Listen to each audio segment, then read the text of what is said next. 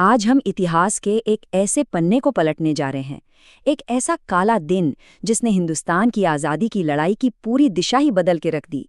जी हाँ, हम बात कर रहे हैं 1919 के जलियांवाला बाग हत्याकांड की। तो चलिए समझते हैं कि आखिर उस दिन हुआ क्या था और क्यों वो दिन आज भी इतना मायने रखता है।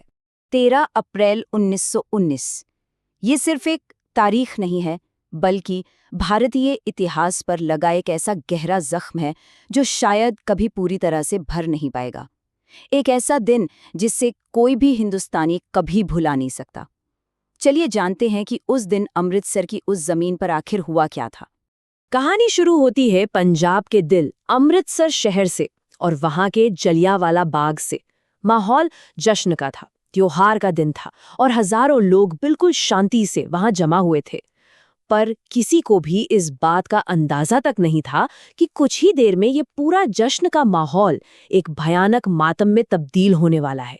तो सवाल ये उठता है कि आखिर इतने सारे लोग वहां इकट्ठा हुए ही क्यों थे।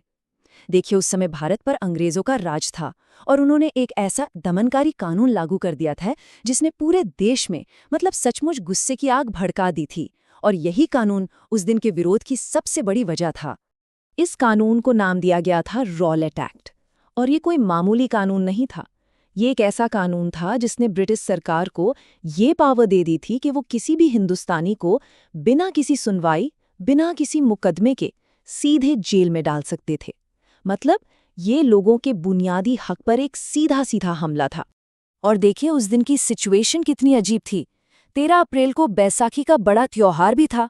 तो उस बाग में जमा हजारों लोगों में कुछ तो रॉलेट एक्ट के खिलाफ अपना शांतिपूर्ण विरोध जताने आए थे, और वहीं दूसरी तरफ बहुत सारे लोग तो बस अपने परिवार, अपने बच्चों के साथ बैसाखी का मेला घूमने और जश्न मनाने आए थे। और फिर उस शांति भरे माहौल में एंट्री होती है British brigadier general Reginald Dyer की, अपने सैनिकों की पूरी टुकड़ी के साथ। उसने आते ही सबसे पहला काम क्या किया?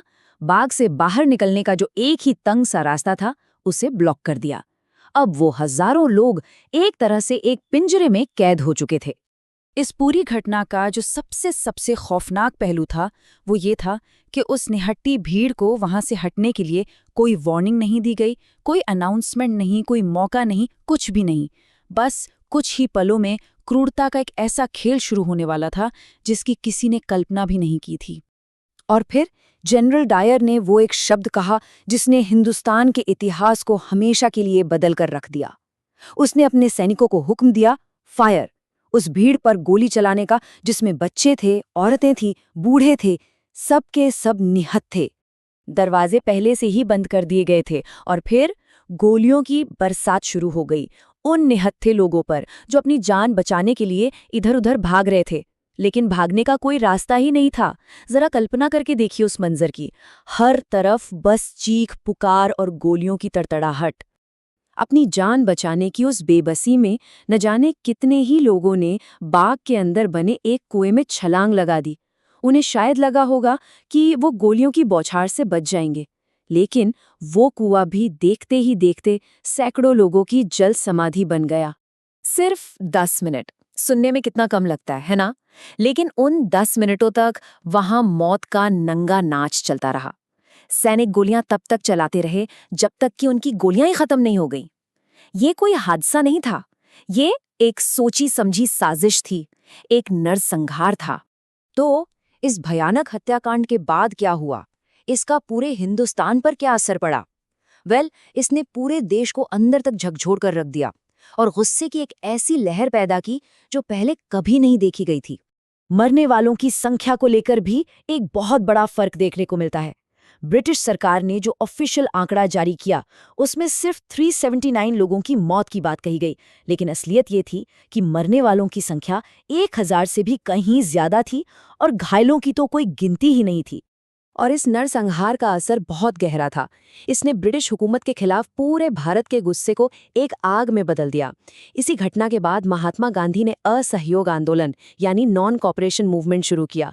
और सच कहें तो यह हत्याकांड आज़ादी की लड़ाई का एक बहुत बड़ा टर्निंग पॉइंट साबित हुआ। तो आखिर इस पूरी घटना से हम सीखते क्या हैं? देखिए, जलियांवाला बाग आज सिर्फ एक ऐतिहासिक जगह नहीं है, ये उन अनगिनत मासूम लोगों के बलिदान का प्रतीक है जिन्होंने हमारी आज़ादी की खातिर अपनी जान कुर्बान कर दी। और शायद यही सबसे बड़ा सबक है कि ये आज़ादी हमें किसी ने तोहफे में नहीं दी, इसे हजारों बेगुनाह लोगों के खून और बलिदान से कमाया गया है। इसकी एक बहुत बड़ी कीमत चुकाई गई है जिसे हमें कभी नहीं भूलना चाहिए। तो चलिए हम सब मिलकर उन सभी शहीदों को दिल से श्रद्धांजलि देते हैं। ये हम सब की जिम्मेदारी बनती है कि हम इस इतिहास को, इस कुर्बानी को कभी भूलने न दें और अपनी आने वाली पीढ़ियों तक भी ये कहानी जरूर पहुंचाएं। और जाते जाते बस एक सवाल, हम इतिहास के इस दर्दनाक सबक को हमेशा जिंदा कैसे रख सकते हैं ताकि ऐसी त्रासदी दोबारा कभी ना हो और हम अपनी आज़ादी की कीमत को हमेशा याद रखें।